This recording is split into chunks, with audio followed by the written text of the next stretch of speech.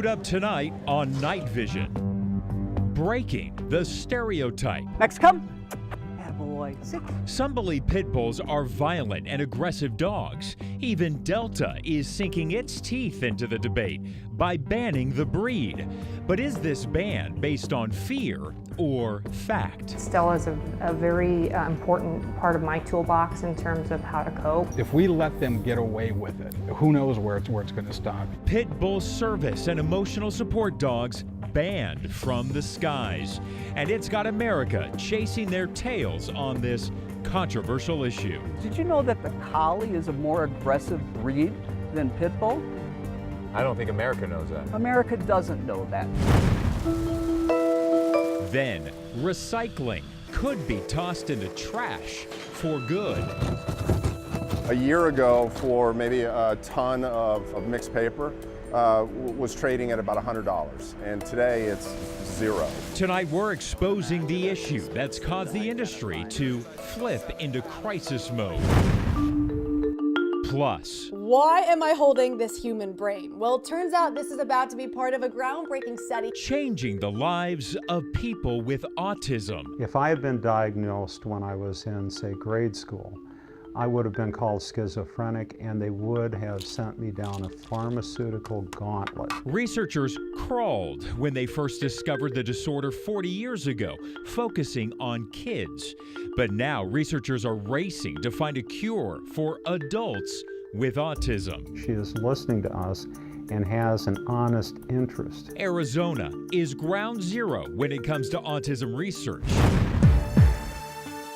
And later on Night Vision, gamers got the bug for Fortnite. But there's a glitch that's got parents concerned. I had a 13-year-old come in and say they lost a whole weekend and felt like that they had forgotten to eat. It's like an addiction. It's like, I would say it's kind of like drugs, how you just get addicted to smoking, you just get addicted to playing all the time and to killing people online. So, is the controller controlling your kid? Tonight on Night Vision, pit bulls have gotten a bad rap for being aggressive and dangerous dogs. Cities and towns across America have created bans against pit bulls, and now Delta Airlines has created a ban. Our question to Delta is this: did Delta create this ban based on fact or on fear? And this is Daisy. Come here, Daisy. Come here. Good girl. We're partners. We depend on one another to get through our day, and we do it day by day, and it's been good. She's been, oh my gosh, she is the love of my life. Yes, she is. Delta Airlines has infuriated a lot of people today. They just announced a new policy that bans all pit bulls from flying on the plane as a service animal. It says, quote, pit bull type dogs will not be allowed on flights as emotional support animals. Officials say this decision came from several employees being bitten, and they want to make sure that everyone is safe. My name is Rudy Ramos. I was a sergeant in the Army. I was in the Coast Guard prior to the Army, so I'm a dual vet. I was in South Korea, did 2 tours in South Korea. My opinion of this Delta incident is discrimination and ignorance, and it saddens me. Rudy is a veteran who fought proudly for our country. He served 2 tours in the Korean War. He suffers PTSD. He also has hearing loss.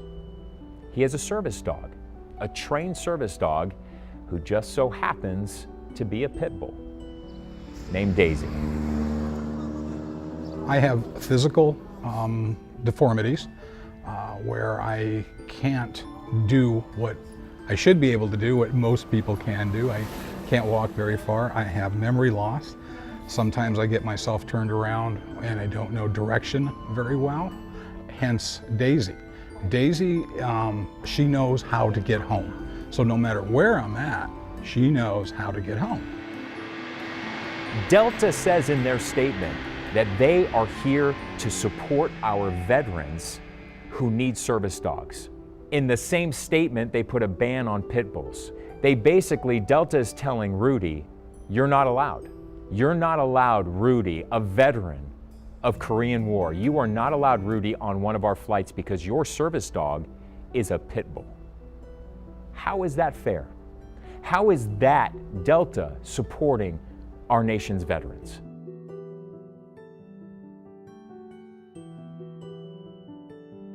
I was lying in bed. It was a Sunday night. I just kind of reached over to kiss my husband goodnight, and I must have grazed across where that lump was. And all of a sudden I had this like whoosh, this energy that just flew through me, and it still gives me goosebumps. I felt it on the back of my neck, and I just felt really, really stressed and like something really terrible.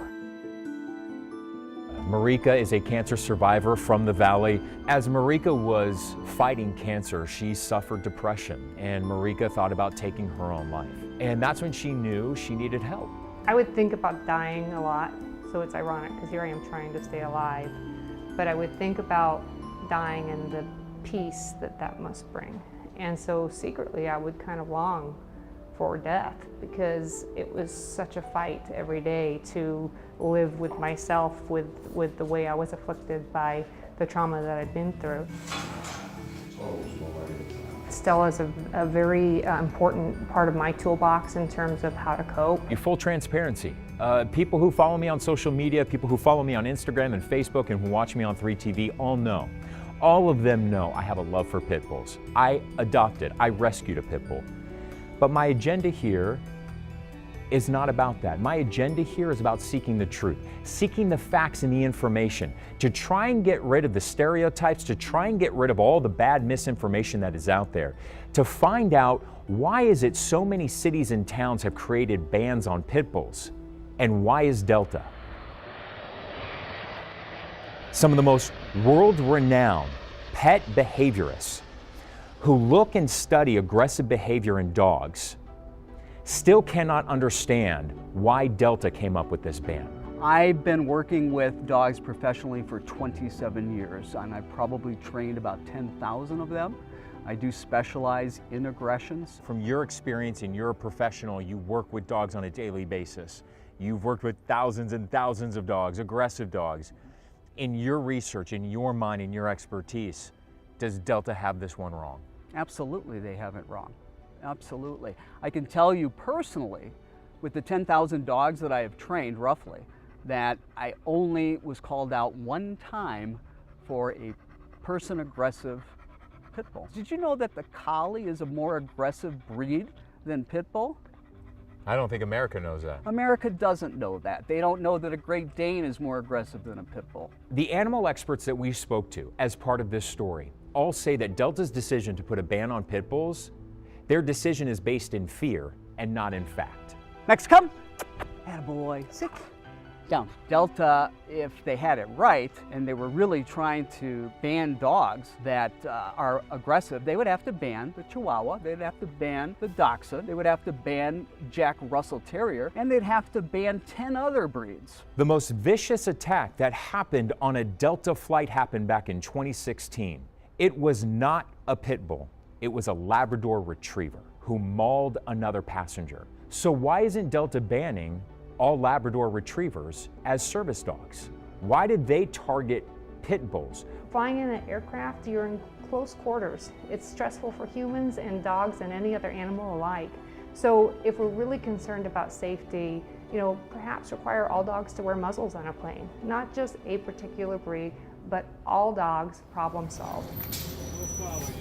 If we let them get away with it, who knows where it's going to stop. Rudy takes public transportation. Rudy, Korean War veteran, he doesn't drive. He takes the bus, he takes the light rail. You know what his fear is? Rudy's fear is simple. If Delta gets away with this ban on pit bulls, who's to say the light rail isn't next? Who's to say public transportation isn't going to kick Rudy off the bus because his service dog is a pit bull? And then what does Rudy do? Well, what do you say to a huge corporation like Delta who will sit there and say, sorry, Daisy, you're not allowed on our flight because you got pit in you? How dare you? How dare you? Who are you to do such a thing? If this dog is doing what it's supposed to be doing, let it be. Probably most dogs have some kind of pit bull in them, and then who's making the determination? The person at the ticket counter that your dog has a blocky head? And these aren't just dogs. These aren't just dogs that play in your backyard and part of your family. These are dogs that are trained to provide a service, to provide a better life to a Korean War veteran. These dogs are trained as an emotional support dog to give another human a second chance at life like Marika. What is your message as an animal behaviorist, somebody who is an expert and a specialist in aggressive dogs? What is your message to Delta that you want the CEO of Delta to hear? I tried to contact Delta on 3 different occasions and they're avoiding me at all costs. But what I would tell the CEO is that you probably have good intentions, but you're wrong. Again, Delta Airlines refused to talk to us about their ban on pit bulls. Our invitation to Delta still remains on the table. Next on Night Vision. Reuse, reduce, recycle. The whole idea might need to be rethought. The model's upside down today. It's broken. The world's #1 buyer of recyclable materials isn't buying anymore, and it has to do with what we put in our waste bins. When you look here, what aggravates you? Well, you know, you can see this. This is a bag of something. Plus, the spectrum of autism stretches far past kids. We really had no concept for what autism looked like in adults until recently. Now, a first-of-its-kind study is being done right here in the Valley, and the focus is shifting to adults aging with autism. What we're most interested in is that people have the quality of life that they want when they're around.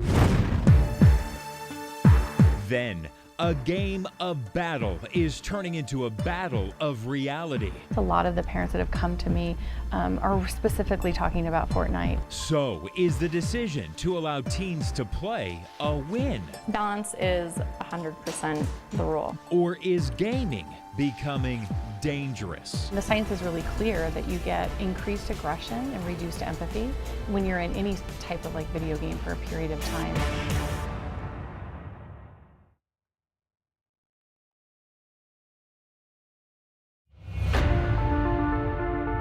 You know, the recycling industry is dealing with a major crisis tonight, and it's threatening the very existence of recycling programs in cities and towns across America.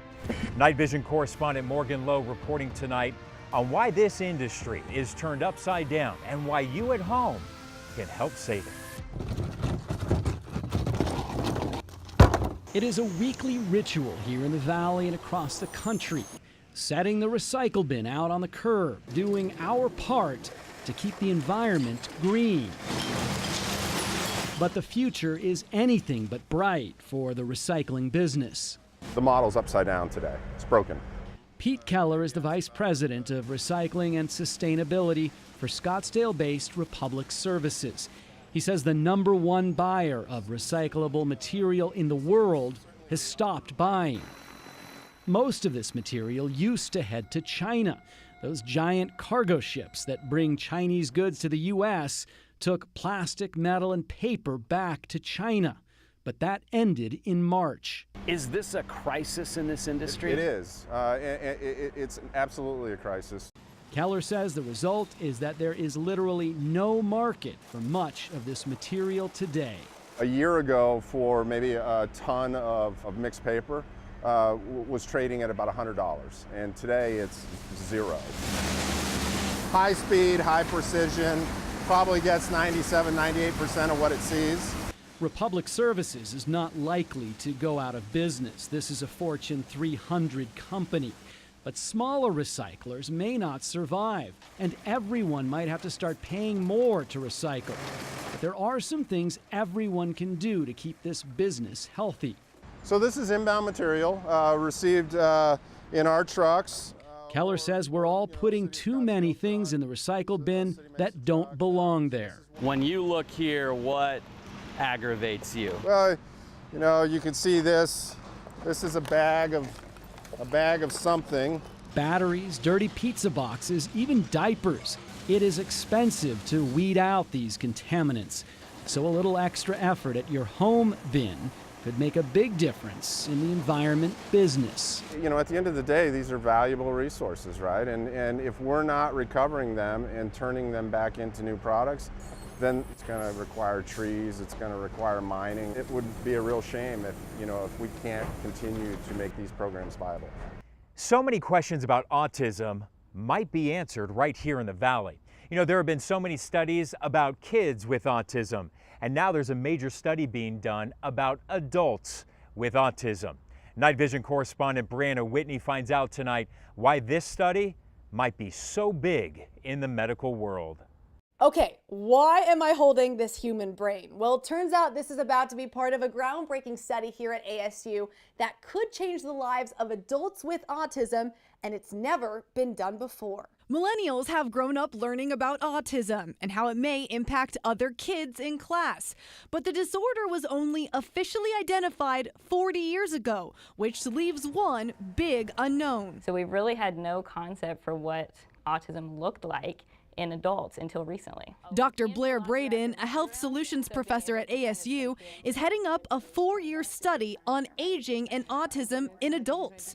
So far, that's only been studied in the Netherlands and Great Britain. What we're most interested in is that people have the quality of life that they want when they're around. She's looking at the brains of 130 adults, half of which have autism, to find out what gets more difficult with age and what doesn't. For example, planning, decision making, changing and being flexible when things come up.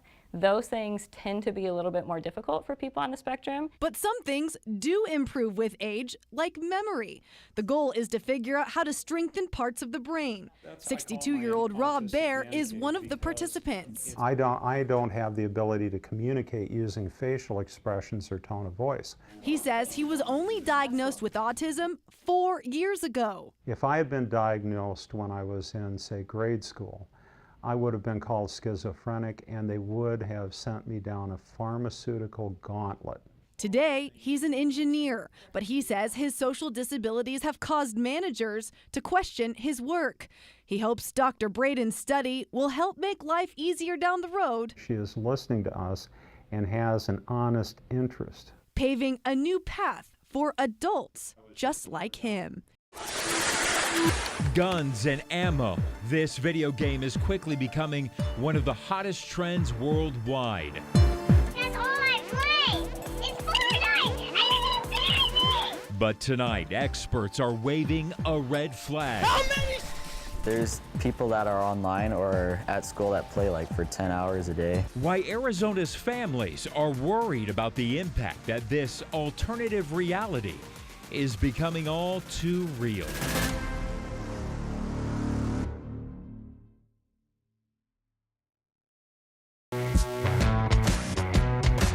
It's the #1 video game in the entire world. People of all ages are playing this game for hours on end. Kids and adults. They're playing this game called Fortnite, and now some parents are afraid that their child is addicted to this game. Night Vision correspondent Heather Moore with the story.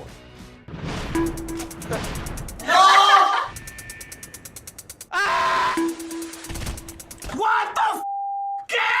That's our new thing. For decades, video games have been pulling us in. That's all I play! It's Fortnite! And it's embarrassing! Growing more realistic, more interactive, and more addictive over the years. How many? There's people that are online or at school that play like for 10 hours a day. It's crazy. The latest game craze is Fortnite Battle Royale. From professional athletes and musicians to everyday players, its popularity has exploded. Jake Goud and his friends are among the 40 million plus gamers around the world, all playing with the same goal. Just to be #1 out of 100 people. 100 players are dropped onto an island, and kind of like Hunger Games, the last survivor wins. It's like an addiction. It's like, I would say it's kind of like drugs, how you just get addicted to smoking, you just get addicted to playing all the time and to killing people online. Like Call of Duty, there's a ton of shooting and killing. And like Minecraft, there's a lot of building and creating. But there's no blood. It looks like a cartoon where you can buy weapons, the latest dance moves, and costumes. This sounds fun. Kids are like having a lot of fun. And most parents don't see a problem. Balance is 100% the rule. Jake's mom, Janine, says in her home, playing time doesn't get out of hand. You know, as long as I keep my kids active and and healthy and moving and doing other things, then I'm okay with them taking some downtime and playing the game. But experts warn this is one of those games where players can become obsessed, constantly chasing the next level. Probably last 6 months, a lot of the parents that have come to me are specifically talking about Fortnite. Dr. Lisa Stroman says parents are mostly worried about how all-consuming the game can be. The clinical psychologist says kids have lost sleep, dropped out of school.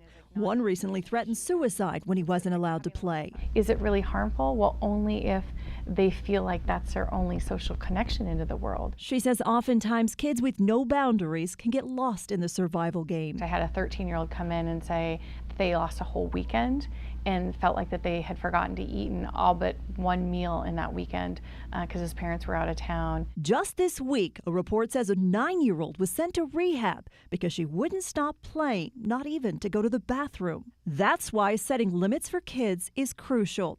And since the games are short, Dr. Stroman suggests allowing kids to finish the one they're in when it's time to unplug. And if they feel like they have to be part of this leaderboard and be part of the game and you cut them off of it without understanding that that is similar to what our careers might be to us, that that's kind of their life, and you just pull it out from under them, understand that first and have a conversation about how we're going to kind of unwind that. Total immersion in the virtual world means less time interacting in the here and now. If you're a teen who is awkward or can't get to where you need to be, this is a perfect avenue to go in and feel important and relevant. That online confidence in the avatar they've created doesn't really translate, she says, to real life. And although hours of gunning down opponents online might not lead to violent crime, it does have an impact. And the science is really clear that you get increased aggression and reduced empathy when you're in any type of video game for a period of time. Another feature is chat through a mic or a headset. Gamers can play with their buddies, talking teamwork and strategy. But it is also a way for a weirdo to talk to your kid. They could be playing with friends that they have at school. They could be playing with absolute strangers, or they could be playing with somebody who could have the intent to groom them. She says parents can disable that chat feature, but actually having a chat with your kids is key. Your kids are going out there and sim shooting other people. And if you're okay with that as a family and you think that that can have a healthy balance, then allow it, but do it with an understanding that you have to have conversations around it. And as long as your kids know, this is a game, it's not real life. Because today's video games aren't dying out anytime soon. And we're gonna get these back to back to back to back. And that'll do it for this edition of Night Vision. I'm Brandon Lee. We'll see you right back here tomorrow night.